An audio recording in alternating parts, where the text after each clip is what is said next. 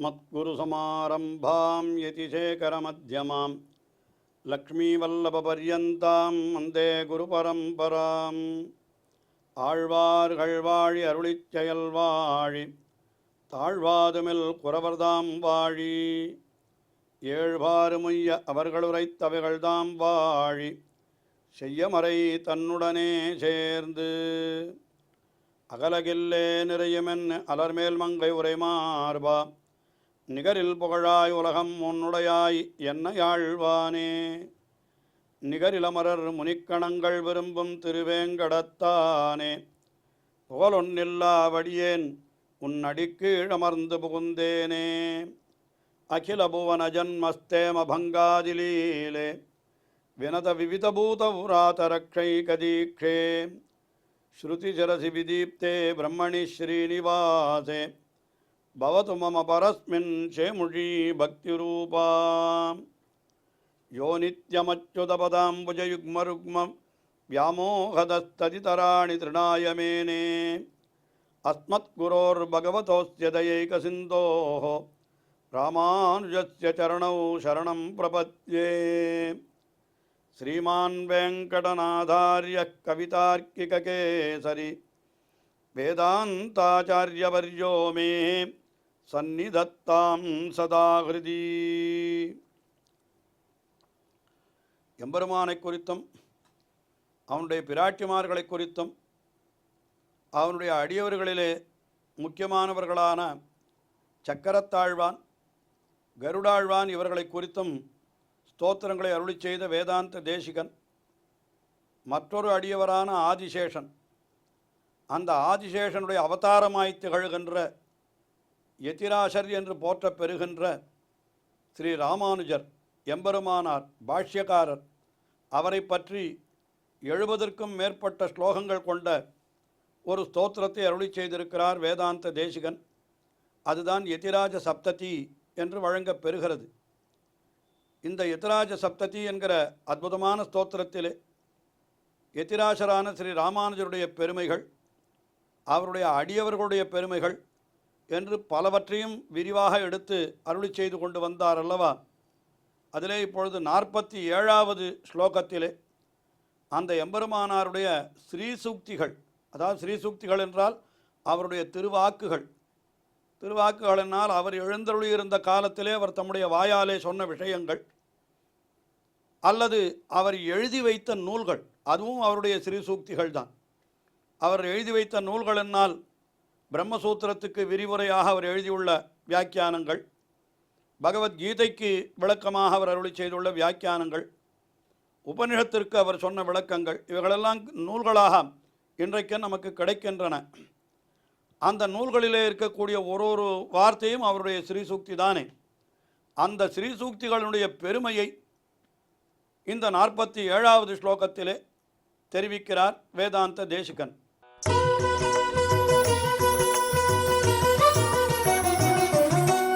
ஜடமதி முதா தந்தா தந்திவ்யதௌஷசித்தயः பிரமிதிநிதயः பிரஜ்ஞாசாலி பிரபாலனயஷ்டயः ஸ்ருதிசுருபயः சுத்தானந்தாபிவர்ஷுகவாரிதாः யமகதிகதா விச்சேதின்யோ யதீஸ்வரசூக்தயः. யதீஸ்வரசூக்தயः, யதீஸ்வரரான எம்பெருமானார் ஸ்ரீ ராமானுஜர் அவருடைய ஸ்ரீசூக்திகள் எப்படிப்பட்டவை என்று ஆராய்ந்து பார்த்தால் அதை பலவிதமாக தெரிவிக்கிறார் இந்த ஸ்லோகத்திலே.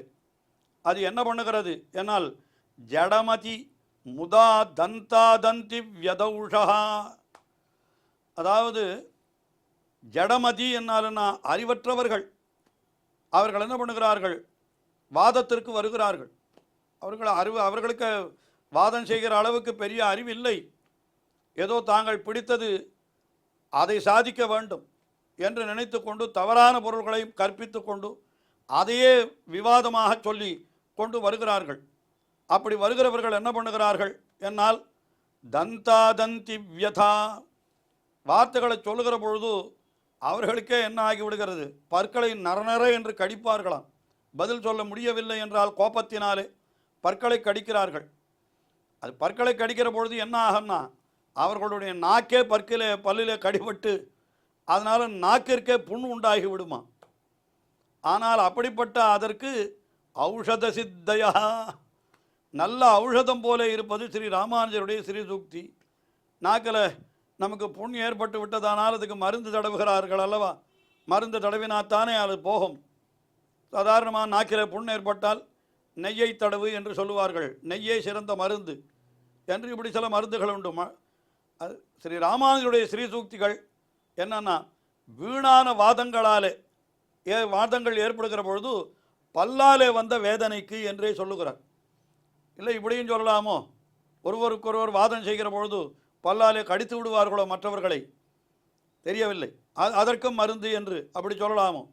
அதாவது பற்களாலே வந்த, அதாவது பற்களாலே வந்த வேதனை, தந்தாதந்தி வியதா. தந்தாதந்தி வியதா என்னால் அந்த பல்லினுடைய பெயராலே வந்த ஒரு வேதனை, அந்த வேதனைக்கு இவருடைய ஸ்ரீசூக்திகள் ஔஷதமாய் இருக்கிறது. ஏன்னா வீண் வாதங்களை எல்லாம் தொலைப்பவைகளாக இருக்கிறது இவருடைய வாதங்கள். இன்னும் சொல்ல போனால் அதனால் ஏற்படுகிற கஷ்டத்திற்கு மருந்து போடுவது போலேயும் கூட அது இருக்கிறது. மருந்து என்ன பண்ணும்? அந்த புண்ணை ஆற்றுவதோடு நாக்கிற்கு சுவையை உணரும்படியான சக்தியையும் கொடுத்து விடும். அதுபோலத்தான் ஸ்ரீ ராமானுஜருடைய ஸ்ரீசூக்திகள் நம்முடைய புண்ணையை மாற்றி பகவான் ஆகிற தத்துவத்தினுடைய சுவையை நாம் அறியும்படியாகவும் செய்து விடுகிறது ஸ்ரீ ராமானுஜருடைய ஸ்ரீசூக்திகள். அதனால தான் என்ன சொல்லுகிறார்? தந்தாதந்திவ்யதா ஔஷதயா ஔஷத சித்தயா, அவெல்லாம் மருந்து போலே இருக்கிறது என்று சொன்னார். அதற்கு மேலே அடுத்தபடியாக பிரமிதினிதயா, உண்மை அறிவுக்கு உறைவிடமாயிருப்பது இந்த ஸ்ரீ ராமானுஜருடைய ஸ்ரீசூக்திகள்.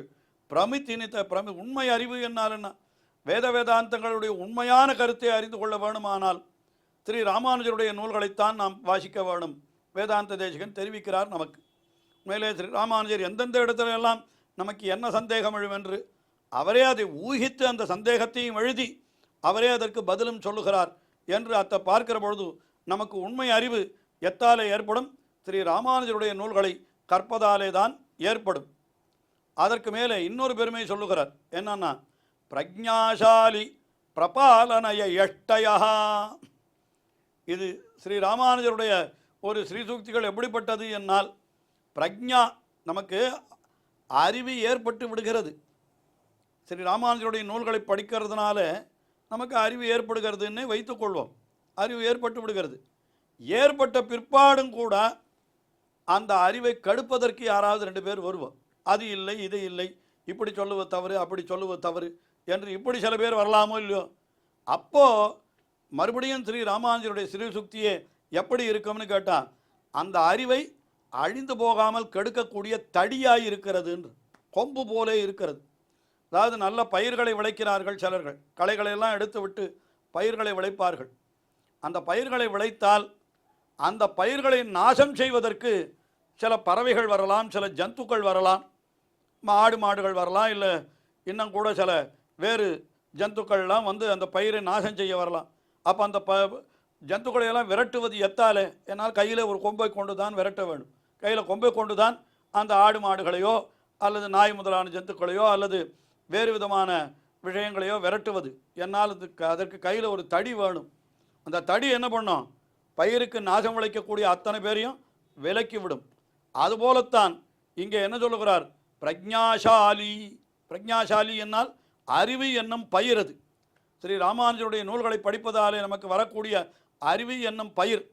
அந்த பயிருக்கு தீங்கு விளைப்பதற்கு யாராவது வந்தால் அவருக்கு அந்த தீங்கிலிருந்து காற்று பிரபாலன எஷ்டயா, நம்மை காப்பாற்றக்கூடிய தடிகளாக இருப்பது எதுன்னு கேட்டால் அது ஸ்ரீ ராமானுஜருடைய ஸ்ரீசூக்திகள் தான்.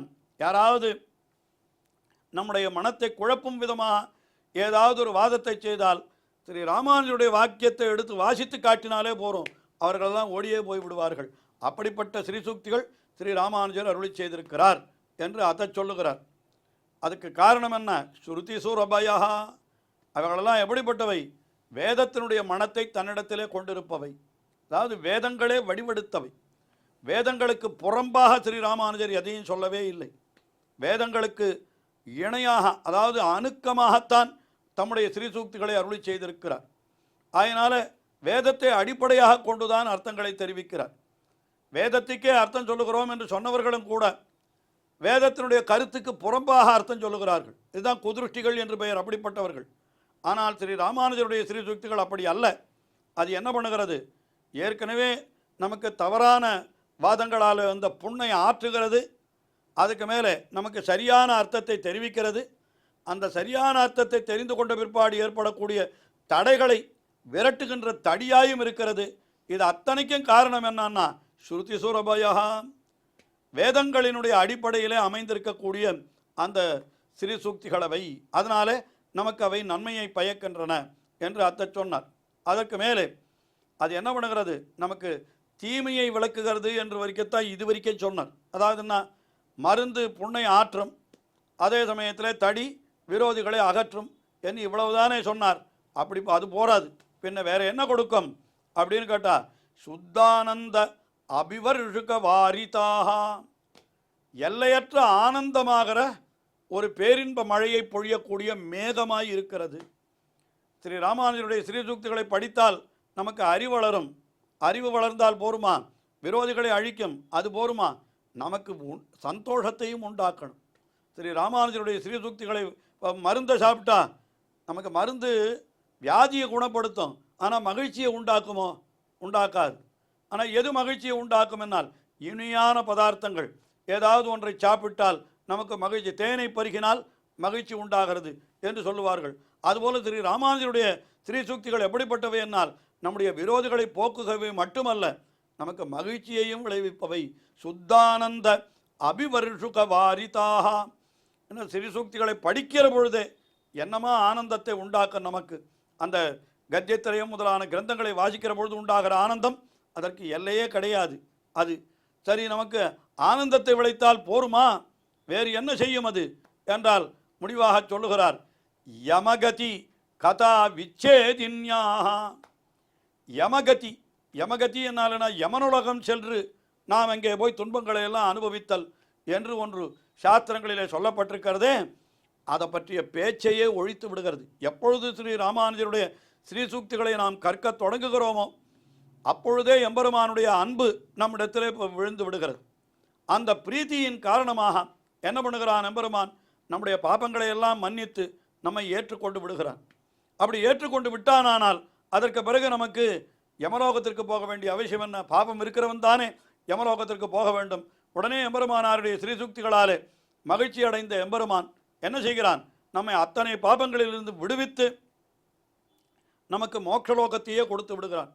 அப்படி மோட்சலோகத்துக்கு அவன் பகவான் கொடுப்பதற்கு காரணமாய் அமைவது எது? ஸ்ரீ ராமானுஜருடைய ஸ்ரீசூக்திகள் தானே. ஆகினாலே ஸ்ரீ ராமானுஜருடைய ஸ்ரீசூக்திகளை நாம் வாசித்தோமானால் அது என்ன பண்ணுகிறது, யமகதி கதா விச்சேதின்யா. யமகதி கதா என்னால் யமனுலகம் செல்லுதல் என்கிற பேச்சையும் கூட அது தடுத்து விடுகிறது. ஆனால் நமக்கு உயர்ந்த பேற்றை தருகிறது.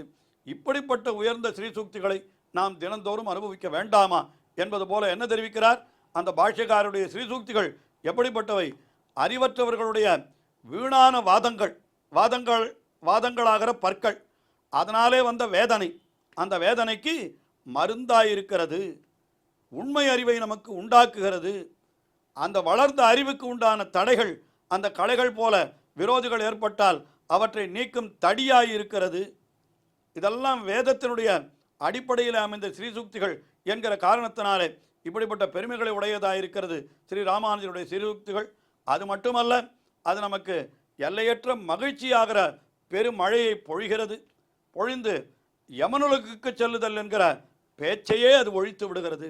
இப்படிப்பட்டது ஸ்ரீ ராமானுஜருடைய ஸ்ரீசூக்திகள் என்று ஸ்ரீ ராமானுஜருடைய ஸ்ரீசூக்திகளினுடைய பெருமையை இந்த ஸ்லோகத்திலே மிகவும் அழகாக கொண்டாடினார் வேதாந்த தேசிகன். தொடர்ந்து அனுபவிப்போம்.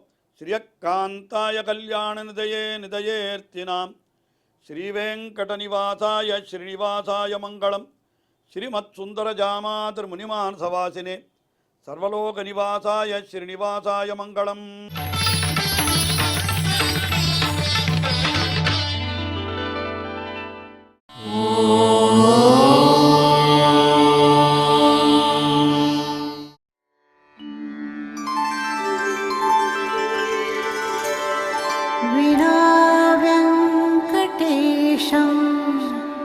ननाथो ननाथः सदा वेङ्कटेशं स्मरामि स्मरामि। हरे वेङ्कटेश प्रसीद प्रसीद। प्रियं वेङ्कटेश प्रयच्छ प्रयच्छ।